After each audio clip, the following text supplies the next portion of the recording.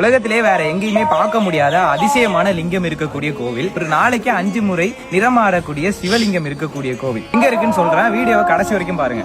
சிவபுராணத்துல வர நிறங்களோர் ஐந்துடையாய் விண்ணோர்கள் எத்த என்கிற வரிக்கு ஏற்றாற் போல இந்த கோவில்ல இருக்கக்கூடிய சிவலிங்கம் ஒரு நாளைக்கு 5 முறை நிறம் மாறுகிறது. 6 நாளிகைக்கு ஒரு முறை, அதாவது சரியா 2.5 மணி நேரத்துக்கு ஒரு முறை இங்கே இருக்கக்கூடிய சிவலிங்கம் நிறம் மாறுகிறது. காலை 6 மணிலிருந்து 8:24 மணி வரை தாமிர நிறம், 8:25 10:48 வரை இளஞ்சிவப்பு நிறம், 10:49 1:12 வரை உருக்கிய தங்க நிறம், 1:13 3:36 வரை நவரத்ன பச்சை நிறம், 3:37 6 மணி வரை இன்ன நிறம்னு தெரியாத நிறத்திலையும், அதாவது நாம என்ன நிறம் நினைக்கிறோமோ அந்த நிறத்துல இங்க இருக்கக்கூடிய சிவபெருமான் காட்சி அளிக்கிறார். இந்த காரணத்தால இங்க இருக்கக்கூடிய சுவாமியோட பெயர் பஞ்சவர்ணேஸ்வரர்னு அழைக்கப்படுறார். இந்த சிவபெருமானுக்கு கல்யாண சுந்தரேஸ்வரர்ங்கிற இன்னொரு பெயரும் இருக்கு. இங்க இருக்கக்கூடிய அம்பாளோட பெயர் கிரி சுந்தரி. இந்த கோவில் தேவார பாடல் பெற்ற 20வது திருத்தலம். இந்த திருத்தலத்துல சிவபெருமான் அகத்தியருக்கு திருமண கோலத்துல காட்சி கொடுத்ததுனால திருமணம் ஆகாதவங்க இந்த கோவில்ல தொடர்ந்து 5 வாரம் மாலை சாற்றி சிவபெருமானுக்கு வழிபாடு பண்ணோம்னா